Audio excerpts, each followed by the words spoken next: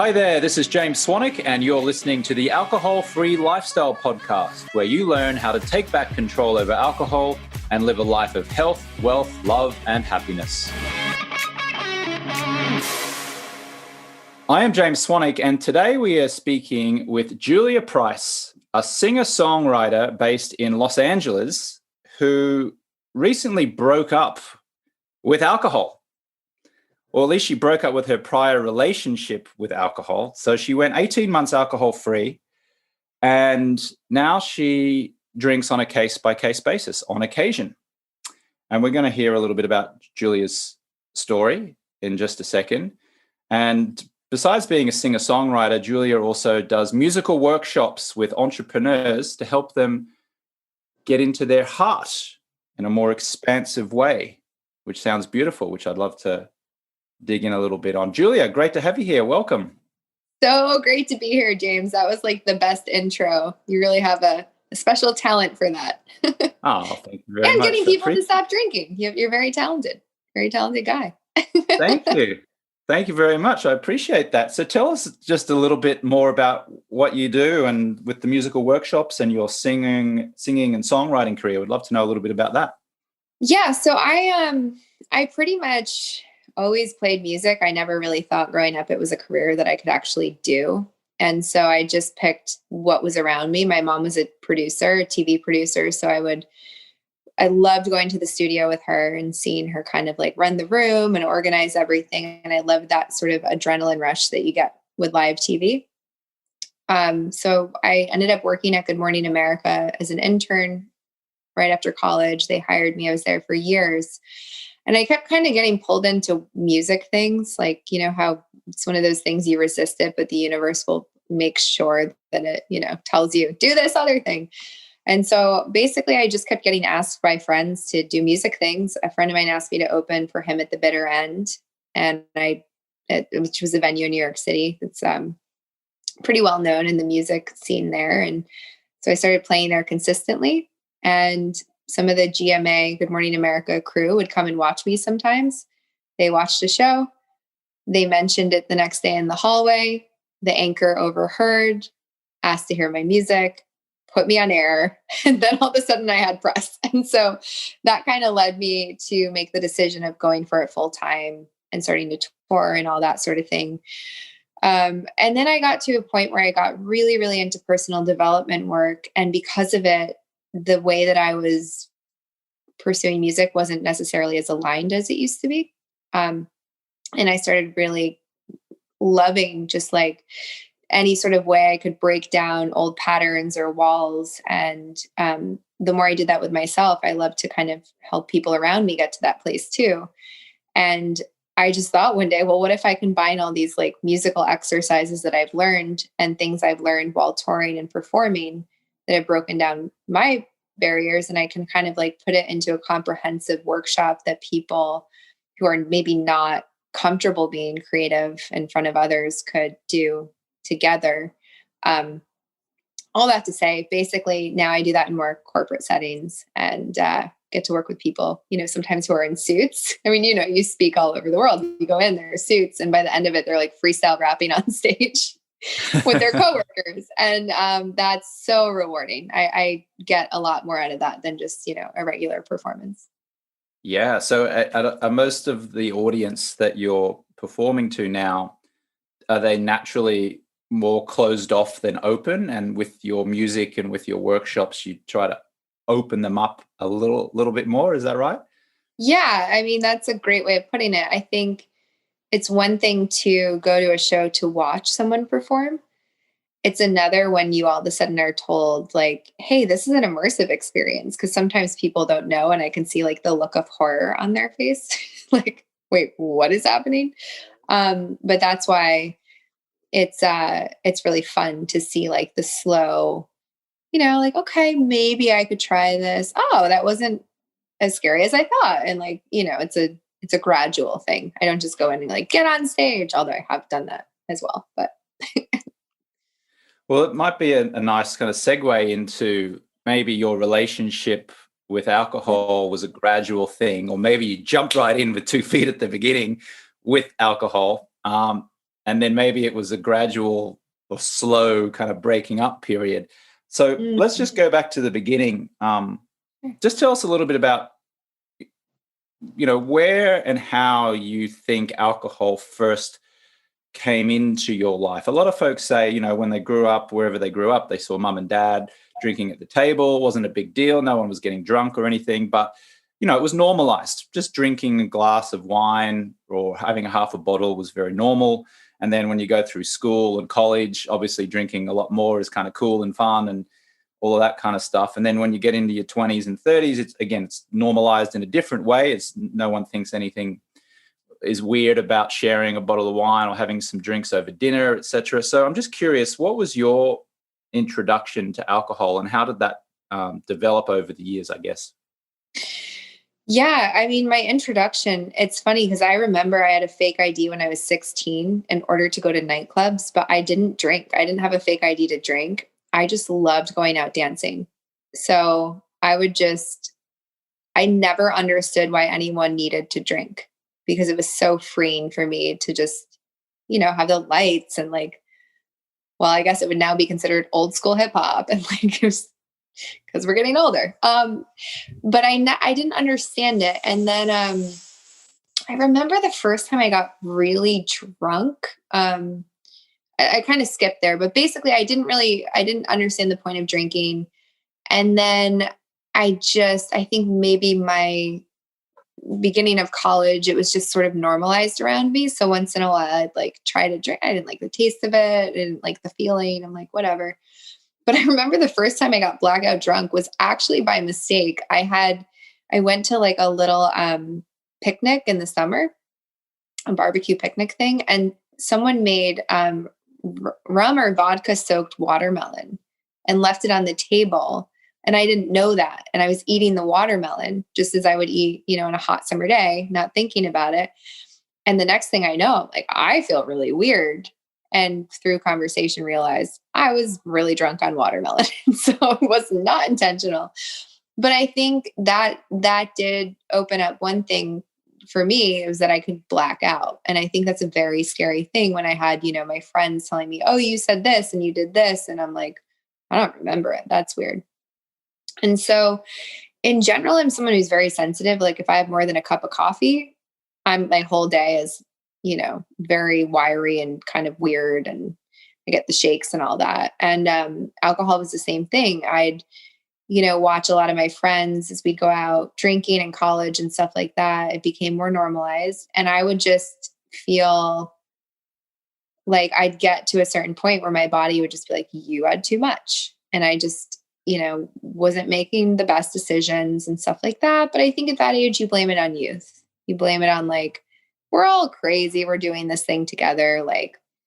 You might go home with someone and you laugh about it with your friends. But I think getting into my 30s, I was not only is this not fun and charming to make these stupid mistakes anymore, it's it actually has an impact on your life. I would say things I didn't mean to say, or if I was in a great mood, it was fine. But if I was sad or angry about something, it would come out when I was drinking, and it wouldn't come out in ways that were productive or kind even. And so I just started seeing that, and I'm like, oh, I don't like that feeling of not having full control over my reactions, or even sometimes fully remembering them. And then slowly my body just stopped responding to certain things. It didn't want to drink vodka anymore. It just I'd feel really sick from it. I'm like, okay. And then I kept cutting down certain drinks. And I just had a very clear moment. I remember I was single and so now at this point, I was pretty much only drinking rosé because my body would literally reject anything else I had. Even a glass of red wine, my body was nope. It would just I'd be puking the next day from one glass of wine. So I was getting all the signs, take a break. And I also knew, I knew for a while there was something in my gut that was you don't need to drink. You don't even have, I have more fun not drinking. It's crazy. I don't have more fun when I drink, But I think it's like you said, it's so normalized around you. It's a thing, you know, people say, do you want to go out and get a drink? Okay. Like, so then I was on this date with this guy. I don't even remember his name. He was like British or something. He had a cool, sexy Of accent. course, he's thrilled to hear you refer to him that way. I Went on this date with this guy. I don't even remember his name. It could have been British, but I don't remember. It was that forgettable. mean, so, you know, I think it was more about the lesson than the guy for that date. So we went out and, you know, British people, I'm going to stereotype here, but they can drink a lot. And so I was like trying to keep up with him. And I'm like, all right. And so I was on like my third glass of rosé and I was feeling pretty drunk. And I had this moment, and I never went home with a stranger, mostly out of safety. Like, I wish I could say it was like, I really have no filter in this conversation. I'm just realizing, but I wish I could say like, I don't know. But basically I was just like always so scared of having someone I didn't know in my house or being in someone I didn't know's house. But so here I am with this guy I barely know. I'm like, come back to my house. I'll like play some music for you, which is like a weird moves I was putting on him. And I get into my house and I remember like, you know, kind of like walking in where you're not like walking fully straight, whatever, kind of dizzy. And I start playing piano for him and I turn around and he's on my bed. And I had this moment of panic of like, there's a guy I don't know in my bed, in my space. I need him to get out right now. And there was nothing, he didn't do anything. It just was like the intimacy of being in my room. And I remember I said to him, I was like, hey, you have to go. And he's like, ha ha ha, yeah, whatever. And I'm like, no, you gotta go. Like, you gotta get out right now. And he's like, oh, okay. And like, luckily he was very gentlemanly, but I just, there was something about that. I woke up the next day and I was like, I do not like the decisions I'm making. Like, enough is enough. And sorry, it's such a long-winded way of saying how I got to this point, but I went to physical therapy because I was getting stuff done for my back, and it was very important that I be there. And I remember leaving physical therapy to go have to puke like 3 times from the alcohol. And I'm like, this is not like none of this is self-love. Like, I don't feel good about myself. I'm, I have to either change something or I'm going to continue to break trust with me because I'm not like the person that I know I could be right now. And I felt very clear that it was because of alcohol. First of all, I want to thank you for being so open and honest and transparent. Thank you for sharing that story. Yeah, it sounds like you had a scary realization. It sounds like you put all the things together and in that moment you were like, I'm not making good choices when I am under the influence of what I call attractively packaged poison. Did it feel like an aha moment? Did it feel like a breakthrough moment? And was that breakthrough moment enough for you to actually change your drinking behaviors? Because if there's anything we know about human behavior is that sometimes even having an aha moment, still you choose to stay in those somewhat damaging behaviors. So, yeah. That is a great question. And I kind of, even for that what I felt was sort of a long answer, I had to cut out so many different examples of that. I mean, luckily that's like a pretty, nothing was lost in that situation, but I've definitely, yeah. I mean, over the years, I sent some weird texts and some weird emails, and I would wake up and go, oh my gosh, like I have to not, like I can't drink like that. Like I can't do it. I had so many aha moments, but there was something that was so visceral about here I am trying to do this thing to get better, to make my body better from this car accident I had, was why I was in physical therapy. And I'm like, I'm having to leave this room to go vomit. Like that's not in alignment. Like there's something really out of alignment there. And so, the other thing that happened, it's actually interesting because I remember you were doing the alcohol-free stuff. And I think it's like through conversations you and I had, or I remember I went to an event that you were throwing pre-COVID, and like sitting in the room, and there were all these other people that wanted to not drink. And I just remember learning more about like actually, kind of what you said, the poison of alcohol, what it actually is. And I just felt really like encouraged by that. So you were actually a huge part in that. And yeah, it was just what I do really well with structure. And so I said, I'm going to give myself 1 month off. And that's what made it like attainable for me. Because if I had said right then and there, I'm going to do a year, I don't think I would have believed in myself. And so I was like, I'm just going to do a month because I'm really fed up with exactly what you said, having these moments where I think I need to do something different and not doing it, because it really is one of those things where it starts to translate to other parts of your life. And so I made this decision to do a month, and I started sharing it on social media, and I'm like, I'm going to do a month. And I'm like, so many people were like, I want to do that, and good for you. And that's great. And I'm like, you know what? I can do a month. I know I can do a month. Would be really like, what if I did a year? And I'm like, I'm going to do a year. And I put it out there on social media because I'm like, if I don't do it, I'm not going to hold myself accountable. So I think that's a big thing, is like, sometimes you can't, like, sometimes you don't, that's why it's so important to have this support and to have a network. And I just put it out there, and I was like, hey, everyone, I'm doing this for a year. So I'm like, I had moments sometimes, like the freaking pandemic hit in the middle of this. And I'm like, but I'm just like, but all those people, who would probably not even remember, but in my mind, I was like, I can't let them down. And then what I started to notice is over time, because there is sort of this period where, like, I'd say the first few months were very difficult because it's a lifestyle change. It's not like I had withdrawals or anything, but it's like suddenly certain people that used to be interesting to hang out with weren't as fun to hang out with, because you don't have like the buffer of alcohol to kind of make you friends with everyone. And I'm like, okay. I was starting to gravitate more toward people who would rather go on a hike on a Saturday morning than a drink on Friday night. So I was actually getting a lot of positive reinforcement. And once I started to adjust my lifestyle, it just became easier and easier and easier. But there was definitely a period, and I feel like this is what stops a lot of people, is it's almost like the first 3 months were really difficult.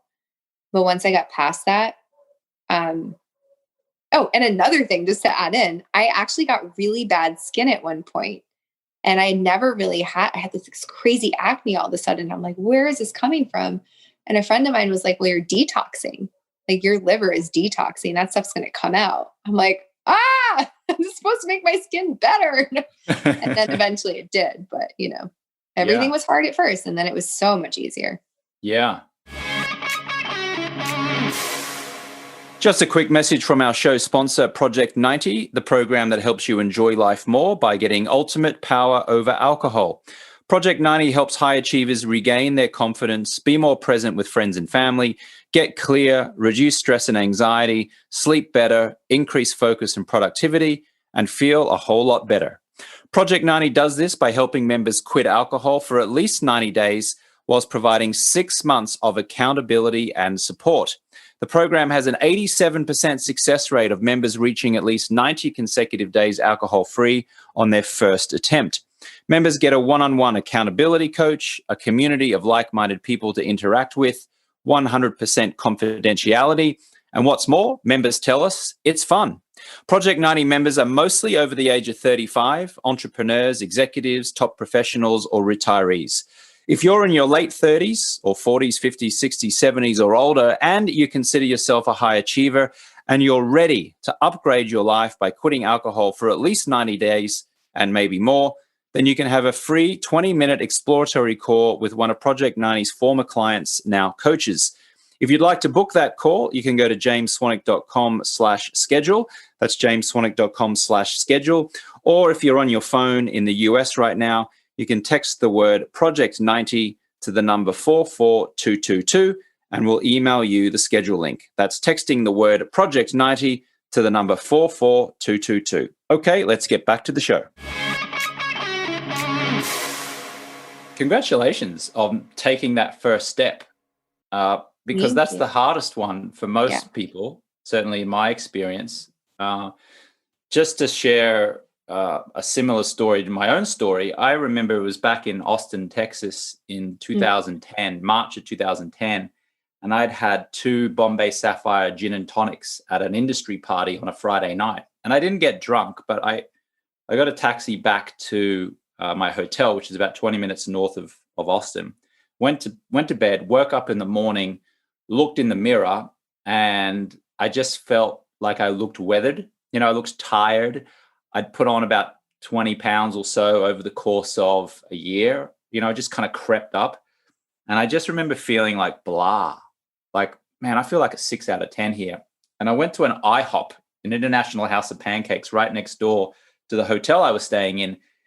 And I looked out the window, and it was an overcast day, and there wasn't a particularly nice view out the window. It was of a freeway or a highway. And there were some pretty unhealthy looking people eating all-you-can-eat pancakes with maple syrup and whipped cream, and the IHOP have these big bright menus with photos of the food. And I remember just going, oh man, I just feel average. It wasn't like I was hungover. It wasn't like I was rock bottom. It wasn't like I was waking up in a ditch or I'd got a DUI or anything like that. It was just, I felt for the first time, alcohol is really holding me back. It's really just making me feel average. And so that was my kind of moment where I committed, like you, to just doing 30 days. And I had no idea that I was going to go a decade, because it's now, coming up 11 years since I've had a drop of alcohol. But at the time, it was like 30 days. I can manage that. I can manage 30 days, or at least I think I can. And that was all it took for me to step into that, to get the ball rolling, to get the momentum going. And then from there, 1 month turned into 2, turned into 3, and then turned into 6. And then I got confidence as I went along. And it seems like you had a similar experience in that initially you were thinking, I'll go for 30 days. And then that turned into 60 days, and then 90 days, and then 6 months. So it seems like we have a similar story in that we didn't say, I'm never going to drink again. It was a bite-sized goal. Does that resonate with you? Absolutely.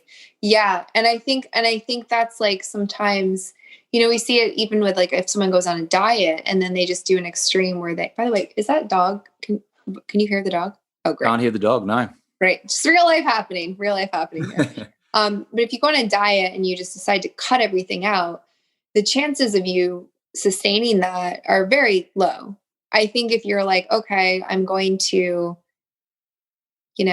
ease off on some sugar, and then you can do less sugar, and then you do less and less. And then eventually you get to a place where you maybe only have sugar in an apple or something.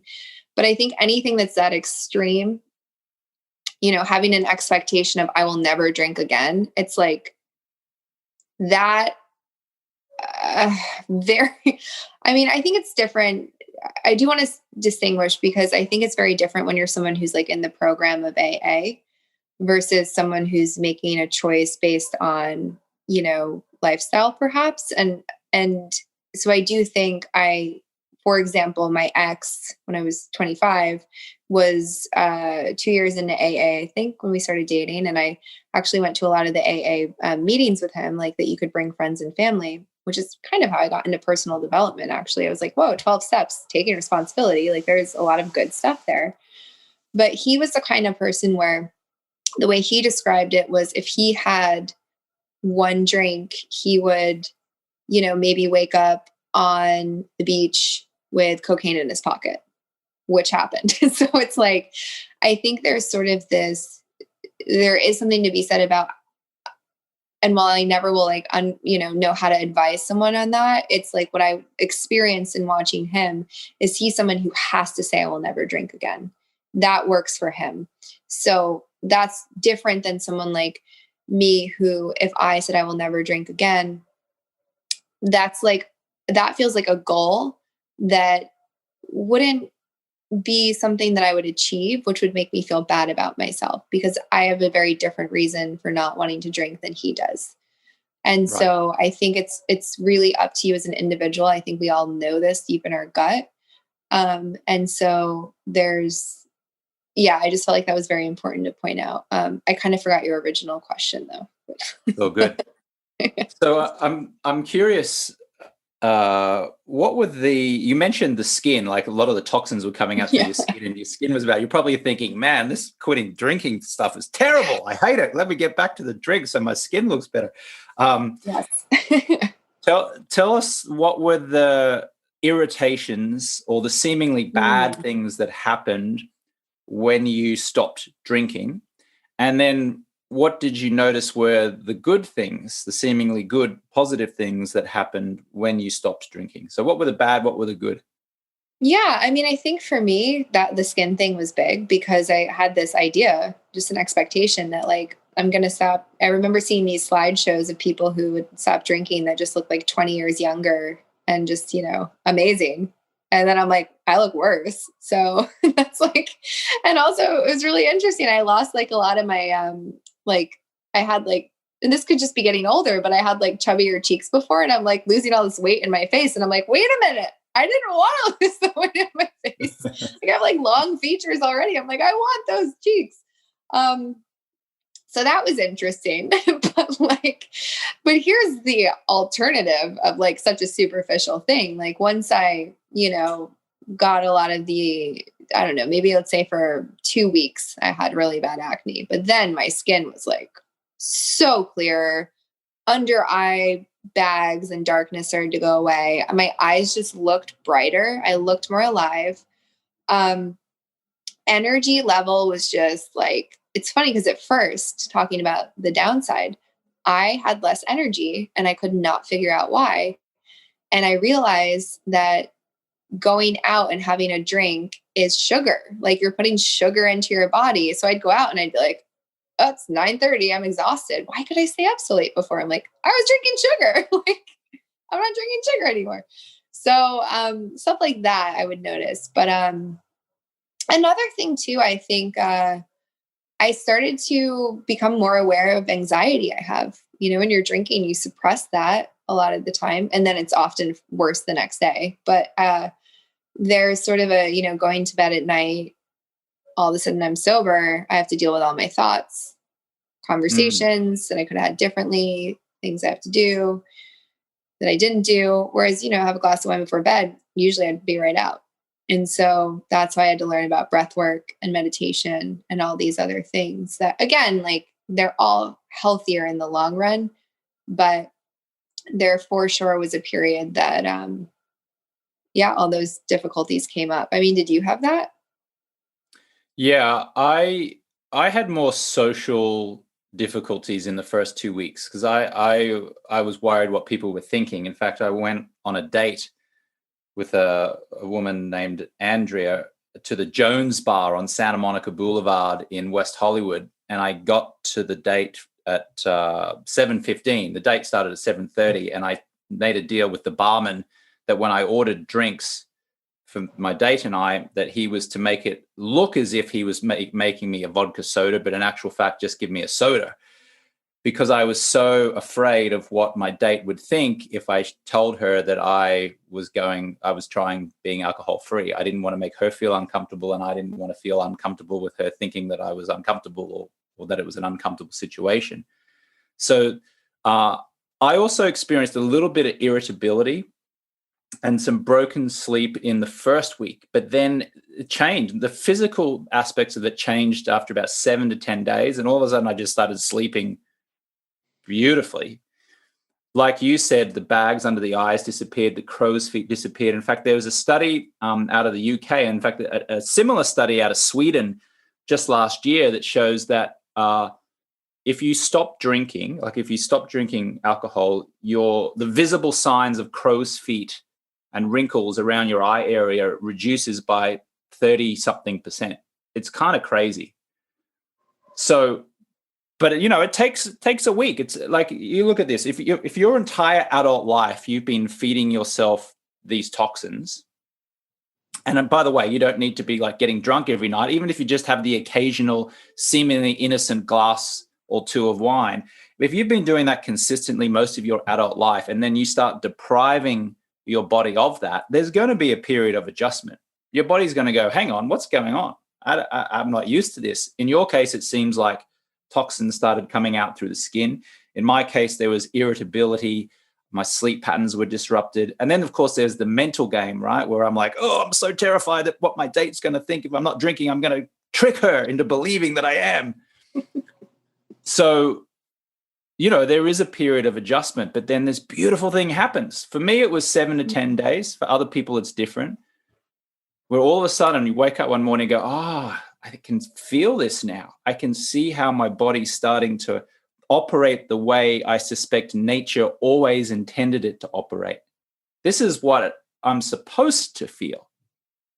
It's not kicked along or fueled by sugar or toxins, etc. It's just fueled by my breath and by good nutrition and by exercise and by sunlight and being outside. And this is the way that nature always intended me to live.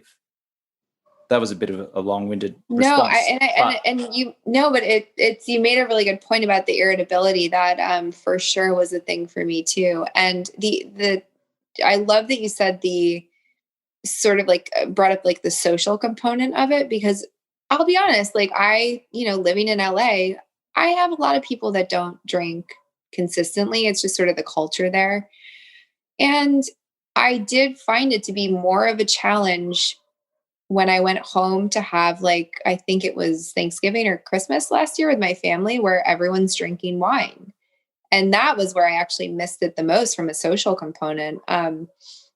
So there are definitely situations where that would come up more than others. And I for sure, if you're someone who is living in an area where you go out and you drink, it's going to be more of a challenge. But, with the bigger challenges comes the bigger reward. So I think you will find people, that's what we do as humans. We find people who are like us. You'll find people who, again, by choosing to not go out and drink, you'll go to bed earlier, which means you'll go to an earlier gym class and you'll meet minded people, this will happen, even if it feels lonely at first. And so it was interesting too with the dating thing, because I am already gluten-free, dairy-free, don't eat avocados because these are all allergies. So it's funny, by the way, people get so upset about avocados in California. They can deal with everything else. They're like, avocados. I'm like, I'm allergic. It is what it is. But then to add on top of that,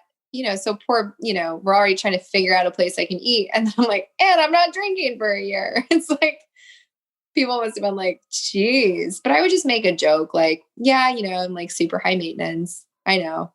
Or I'm doing this year and I'm really excited about it. And most people were pretty supportive. I mean, I did have one guy who was a wine maker and he was like, I wish we could just have a glass of wine together. And I'm like, it's my year, man. Not going to happen.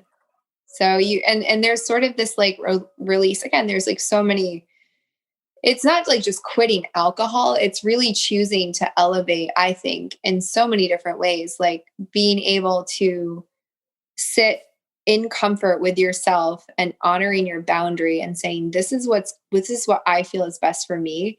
And I'm not going to worry about what other people think or try to make other people feel comfortable.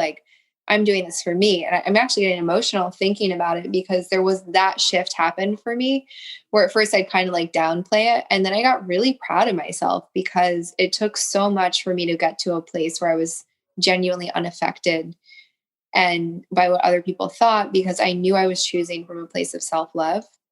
And that really reflected in all other areas of my life. I mean, that I think I give this decision credit for me, being able to stand in that in many other times, when it comes to dating or making a career choice about, negotiating a rate for something. But it's that really set a tone for everything in my life.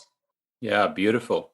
Many people, I'm sure, listening to you share that will take comfort from that, because the social aspect of it and feeling confident enough to be able to share with someone, whether it's a date or a husband or a wife or friends or peer network or a boss or a colleague or whoever it is, it's scary. It feels scary, doesn't it? To be able to, at times, it can feel scary to actually say to someone, I'm choosing to be alcohol free, because it brings up, there's the danger that someone's going to judge you. There's the feeling that people are going to create a story about you. There's people have shared with me that they feel shame or guilt. They feel like sometimes that the social group that they're with are going to ostracize them from the group. And people's identity feels threatened. It's like, wow, my entire adult life, I've been a drinker, a social drinker, and I've been this person. And now that I'm not, is my social group who are still drinkers, are they going to still accept me? And it sounds like you had the confidence, you got the confidence. Maybe you didn't always have it, but you found that spot where you drew the line and you said, you know what, I'm confident enough now to be able to share, this is my journey, this is who I am. And not a take it or leave it in an aggressive or combative way, but just like a, take it or leave it kind of beautiful, open, this is me type of way. Does that resonate with you? Oh, for sure. And I think one thing is, like, I definitely didn't have the confidence in the beginning. I think it was a lot of the confidence was established by not breaking my word to myself. I had made this commitment to myself, and it required a lot of discipline. I'm an artist. Like, my lifestyle is revolved around nightlife and drinking and being in nightclubs and, like, playing music until 1 a.m. in studios where bottles of wine are there. It took like a lot of discipline. And I really, once I got to around the 6-7 month mark, and I was like, I am actually really going to do it. And I started to, like, because I showed myself that I could, it built this other level of trust in me. It, like, honestly, it's a level I never had before. And that's when I noticed the shift. But it's, again, by choosing to honor this goal that I had, regardless of what was happening around me. And I had never in my adult life been so unwavering with something. And this was the first time I did it. And now it's like, I mean, who would think, it's like, you just think it's like a glass of wine or whatever. But for me, it was everything. It shifted everything. Yeah, beautiful. Congratulations on that. So fast forward now to you were alcohol free for, I think, 18 months. Yeah. So you broke up with alcohol for 18 months, and then Yeah. jokingly we can say you got back together with alcohol, or maybe in a different style of relationship. So walk us through that process, or what happened there, where you're seemingly enjoying the benefits of 18 months of the alcohol-free lifestyle, and then choosing to drink again, albeit, as from what I understand, at a far reduced level. So walk us through that. Oh, yeah. Like, I haven't been drunk again. I just want to, like, it's very interesting. Initially, so here's kind of the way this moment happened. I was in Park City visiting like one of my best friends. We're sitting, it's the first time we went out to a restaurant. We're outdoors, it's post-pandemic, sun is setting, and I see this glass of wine and I'm like, oh, you know what? I would really love to have a glass of wine and a steak right now. And I'm sorry to whoever's vegan. I have lots of vegan friends, and this is another ongoing conversation, but for a different time. I was like, I just really would love this as a whole experience. And she said, well, why don't you want to? And I didn't answer with, I didn't say like, oh, I've been feeling so good, or I've been this, or, I was like, oh, I just feel like I'm going to let people down if I do.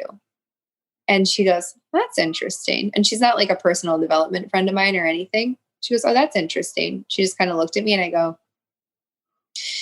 all right. And I'm like, well, let me check in with myself. Like, what do I feel expansive, or do I feel like I'm making this based on like not wanting to miss out, or like, I kind of ran through and I'm like, I actually would really like to have a glass of wine. Like, it felt expansive. I don't know how else to, like, another word. And I was like, okay. And I think it was for me realizing that I was at a point where anytime you're making a decision based on other people, I mean, look, there's a difference if you have kids and stuff like that in a family who need you to do something. But like I was making that decision, I realized in that moment based on like the perceived disappointment that would happen if I did. And I'm like, okay, I'm going to have a glass. And then I did. And I could have like 3 sips. And I was like, that is intense. And it's going right to my head. And I was like, oh yeah, that's not a feeling I like, but I enjoyed the taste of a few sips and I was like, cool. And then, it's interesting because I don't know what happened with me, but it never I'll put it this way. I used to notice I would drink when I was stressed or upset or just doing it, not even consciously, just like I'm out to dinner, I'm going to get a wine and not think about it because that's what people do. Where this experience was so like, I was smelling it. I was doing all the things they do, like the fancy wine people. I was like swirling it around, I had an experience with it. And I wondered, I'm like, does that mean I'm like drinking again? But it's really interesting because I know how good I feel when I don't get drunk. Or if I just know what it's like. I know what a hangover is like versus not having a hangover. And so once in a while, I guess from there, like once in a while, I'll have a glass of wine. But as soon as I do, I like have a ton of water after. I don't ever feel a need to have a second glass. It's like, I do not see a world in which I would allow myself to be drunk again. And it's sort of hard to explain because it's like, but there's no part of me that wants to be drunk. And there's no part of me, literally, I will like, if I have a glass of wine, it takes me the whole night to have it. Like, and I'm like constantly drinking water in between. And so I really like to see that because of course, you break a habit and then it's like, well, is this a risk? And again, I think for sure, for some people it is, but I'm someone who I found out I was allergic to gluten 12 years ago. I never cheated. I never eat gluten. I never eat dairy. I don't do these things because of my health. And I think some things you can introduce with allergies, you can reintroduce and your body will have a different reaction if you give enough time. And so alcohol was actually very interesting. It was one of those things. But I do notice, like, I can tell the difference now where if I'm stressed out and I'm like, oh, I'd love a glass of wine. I'm like, nope, you do not get a glass of wine from that place. You get it the same way you'd like, just again, like having that moment of like having a steak and a glass of red wine, that feels expansive. Being stressed out and wanting a glass of wine does not feel expansive. And I'm like very clear on that. So, it's still a process. Like I would never drink liquor again. I feel clear on that. I'm complete with my liquor journey. That's pretty much like rosé and maybe red once in a while. And again, it's very like, it's when it feels right. So, yeah.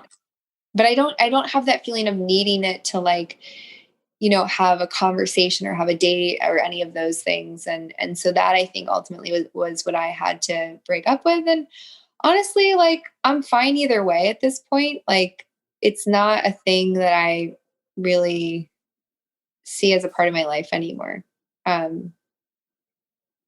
So yeah, like I've gone out with people. Again, it's weird because of COVID, but you might go out to like a distance park picnic or something and I see wine there. I'm like, yeah, I don't really want it right now, which in the past, if there was wine there, I was drinking it. So it's like, it's cool. It's like, it's almost like if you break up with someone and then you're like, you give it enough time and you're like, oh, now we can be friends. But it doesn't mean I need to hang out with you every day. We don't have to talk all the time, but it's nice to see you in social situations sometimes, Yeah. What you're describing is probably what most people listening would love to get to. At least that's what they think or they feel in the beginning. Many folks, once they get, many months behind them of being alcohol free and they get power over it, many folks say, that's it, I'm done, never again. I don't see any reason why I would go back. Other people, I think, maybe who are listening to this, who haven't yet started their journey, who want to break up with alcohol, would probably feel some relief, I think, to hear you say that you're able to go 18 months alcohol free and then powerfully choose to have a drink on occasion, but you have ultimate power over alcohol. Does it feel like that now? Does it feel like you have ultimate power over Yes. it? Yeah. And you know how I actually know that is there's not even any power in the thought of it.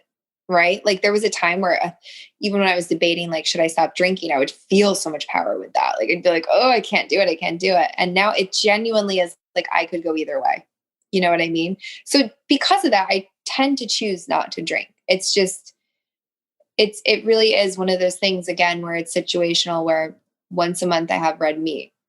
Once a month I have a glass of rosé. Like once a month I have some sugar, it's like these things. But I do think, I don't know why my body has responded this way. It could be, again, just because of the way that my mind feels. And I do also feel like if I was going through a really challenging or hard time, I would cut alcohol out again.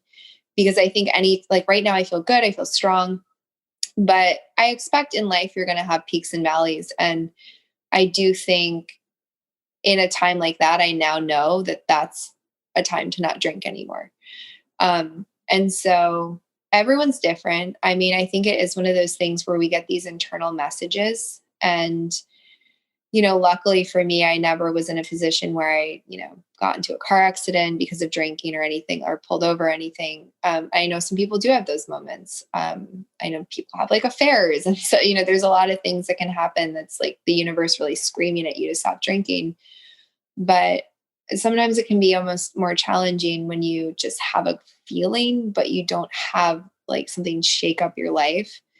And I think that's why it's so great with what you're doing, because like I said to you, I had this thought in my mind for a while, but connecting with you was one of the things that really, really encouraged me, because I'm like, okay, like it's time, I have no excuses. And so like you building this community where people can share their stories with each other and kind of encourage each other. I think it's so great to have something like that if you're thinking about it.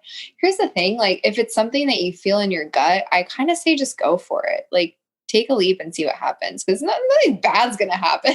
Like when the bad things don't happen when you stop drinking.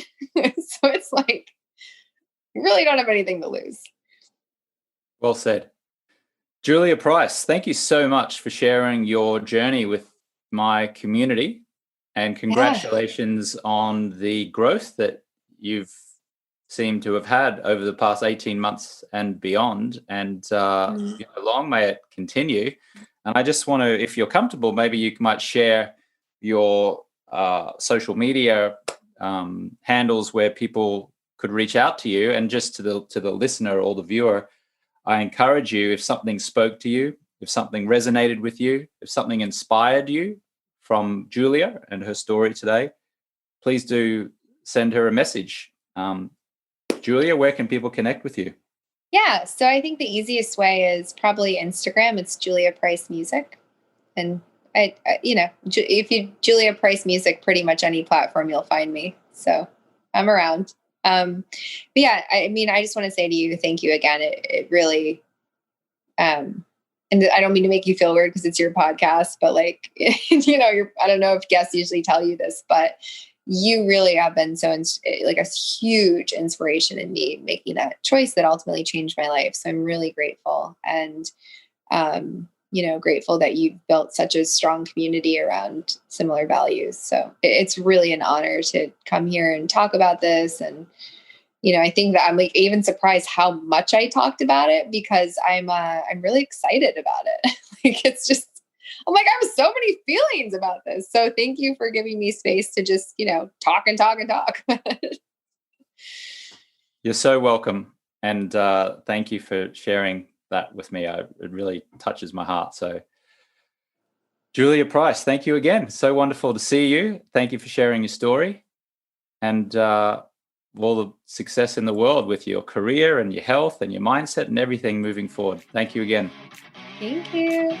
Thanks for listening to the Alcohol-Free Lifestyle Podcast. I want to load you up with some free stuff right now. So if you want to go to jamesswanwick.com/guide, I will send you my Quit Alcohol Guide, which has helped six-figure entrepreneurs and top professionals reduce or quit drinking. You can also text the word quit guide to the number 44222 if you're in the US, of course. It doesn't really work anywhere outside of the US, but if you're in the US on your mobile phone and you'd like that guide, text the word quit guide to the number 44222, or you can go to jamesswanick.com/guide.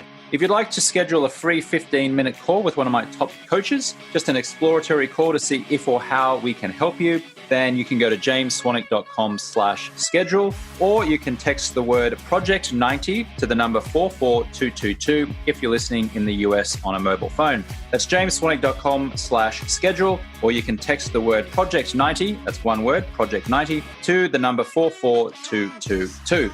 Feel free to send me a direct message over on my Instagram account, which is @JamesSwanick. You can also watch video episodes of this podcast and a series of other educational videos on my YouTube channel, which is James Swanick 1, or you can direct message me on Facebook @JamesSwanickOfficial. And finally, a request. Would you please now write a short review of the podcast inside of the Apple Podcast app on your phone or on iTunes on your desktop computer? Would you please give the show 5 stars and write a quick 1 or 2 sentence review?